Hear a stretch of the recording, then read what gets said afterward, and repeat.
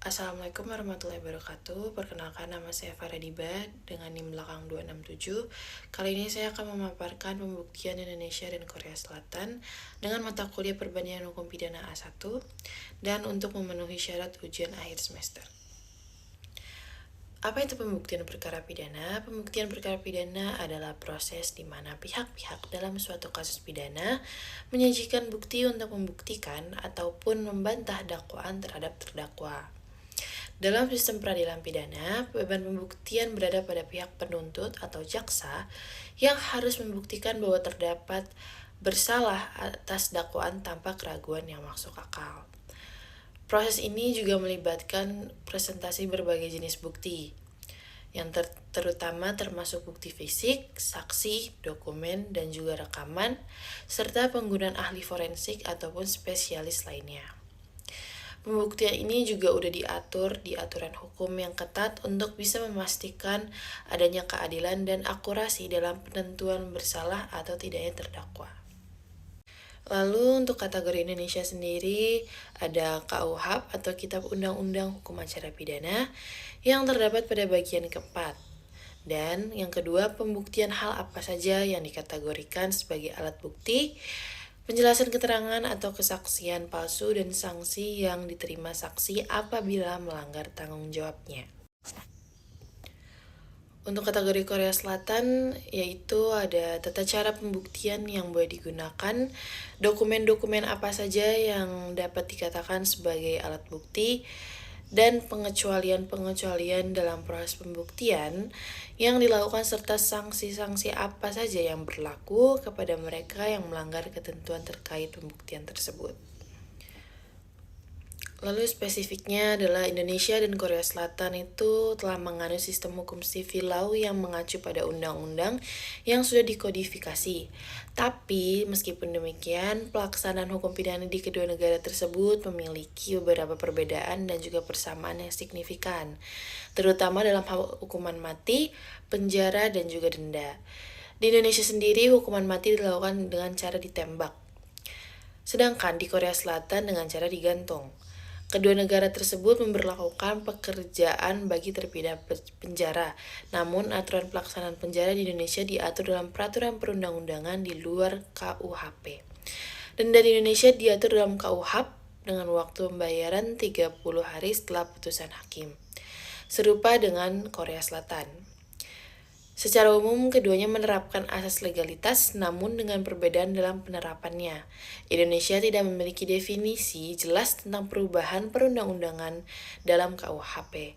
Sementara Korea Selatan sendiri mengatur makna perubahan hukum dan konsekuensi dekriminalisasi secara jelas. Lalu untuk persamaannya dalam perihal sistem hukum, Indonesia dan juga Korea Selatan sama-sama menganut civil law. Dan untuk pengertian pembuktiannya, di Indonesia sendiri, pembuktian merupakan proses bagaimana alat-alat bukti yang dipergunakan untuk bertujuan sebagai membuktikan suatu fakta. Lalu untuk Korea Selatannya, pembuktian merupakan proses suatu pengumpulan, penilaian, dan juga presentasi bukti yang relevan untuk mendukung argumen yang memiliki tujuan untuk bisa membuktikan kesalahan atau ketidakbersalahan seseorang. Lalu untuk kekuatan pembuktiannya, Indonesia sendiri memiliki faktor penting dalam menentukan bersalah atau tidak bersalahnya terdakwa meskipun tidak diatur dalam KUHP. Lalu untuk Korea Selatan sendiri tercantum pada artikel 301 No Advance No Trial Principle. Untuk poin satunya, pencarian fakta harus didasarkan pada alat bukti, dan poin 2-nya, fakta-fakta pidana harus dibuktikan sejauh tidak ada keraguan yang beralasan. Lalu di Indonesia sendiri dalam pasal 185 ayat 1 KUHP menyatakan bahwa keterangan saksi sebagai alat bukti ialah apa yang saksi nyatakan di sidang pengadilan. Lalu di Korea Selatan sendiri di artikel 146 Qualification of Witness, kecuali ditentukan lain dalam undang-undang, pengadilan dapat memeriksa setiap orang sebagai saksi. Dan di Indonesia memiliki keterangan ahli dalam KUHP terdapat pada pasal 186 yang berbunyi, keterangan ahli ialah apa yang seorang ahli nyatakan pada sidang pengadilan. Dan di Korea Selatan sendiri pada artikel 169 Expert Advance, pengadilan dapat memerintahkan seseorang yang memiliki pengetahuan atau pengalaman untuk bisa memberikan keterangan ahli. Untuk persamaan saksi di Indonesia sendiri, Indonesia semua saksi harus disumpah terlebih dahulu sebelum bersaksi. Lalu untuk di Korea Selatan pada artikel 156 Oath of Witness, seorang saksi wajib mengangkat sumpah sebelum diperiksa. Dengan ketentuan bahwa hal yang sama tidak berlaku dalam hal di mana ada ketentuan lain dalam undang-undang. Lalu artikel 170 Out Point 1, saksi ahli wajib mengucapkan sumpah sebelum memberikan keterangan ahli. Dan poin 2, sumpah dilakukan dengan sumpah tertulis. Dan untuk poin 3, sumpah tertulis tersebut berbunyi sebagai berikut, yaitu saya bersumpah bahwa saya akan memberikan pendapat ahli dengan sebenarnya menurut hati nurani saya. Dan jika ternyata keterangan saya tidak benar, saya bersedia dipidana karena keterangan ahli yang tidak benar. Lalu, sistem Korea Selatan juga telah menjunjung tinggi asas praduga tak bersalah, sehingga seseorang dapat dikatakan bersalah apabila sudah jelas terdapat bukti yang mengatakan ia bersalah. Hal ini tertuang juga pada artikel 275 sampai 3 Criminal Procedure Act. Lalu di perbedaannya sendiri, Indonesia memiliki KUHP dan Korea Selatan memiliki Criminal Procedure Act. Dan di Indonesia sendiri mengenai alat bukti elektronik belum terdapat aturan di dalam KUHP-nya.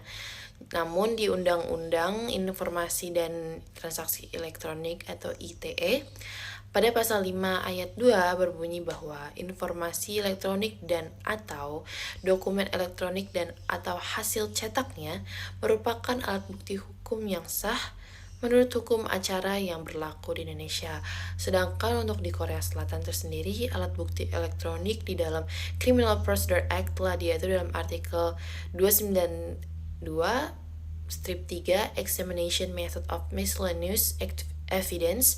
Hal-hal yang diperlukan mengenai pemeriksaan alat bukti selain dokumen, termasuk gambar, foto, kaset video, kaset audio, cakram komputer, dan barang lain yang dibuat untuk menyimpan informasi harus ditentukan oleh peraturan Mahkamah Agung. Lalu di Indonesia sendiri tidak terdapat interpreter atau penerjemahan bahasa yang diatur di dalam KUHP.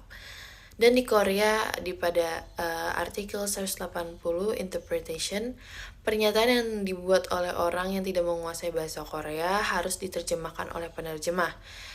Dan artikel 181 Interpreter for Deaf of Mute, pernyataan dari orang tunarungu atau tunawicara dapat diminta untuk diterjemahkan. Lalu pada artikel 182 Translation, huruf, tanda, atau tanda yang tidak menggunakan bahasa Korea harus diterjemahkan. Lalu di Indonesia sendiri, keterangan terdakwa diandalkan sebagai salah satu alat bukti pada pasal 189 KUHP yang memiliki bunyi keterangan terdakwa ialah apa yang terdakwa nyatakan di sidang pengadilan tentang perbuatan yang ia lakukan atau yang ia ketahui sendiri atau alami sendiri.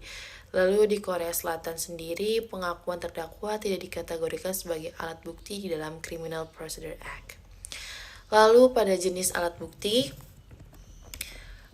Indonesia sendiri petunjuk dalam KUHP petunjuk dalam KUHP terdapat pada pasal 188 yang berbunyi petunjuk adalah perbuatan, kejadian, atau keadaan yang karena persesuaiannya baik antara yang satu dengan yang lain maupun dengan tindak pidana itu sendiri dan menandakan bahwa telah terjadi suatu tindak pidana dan siapa pelakunya.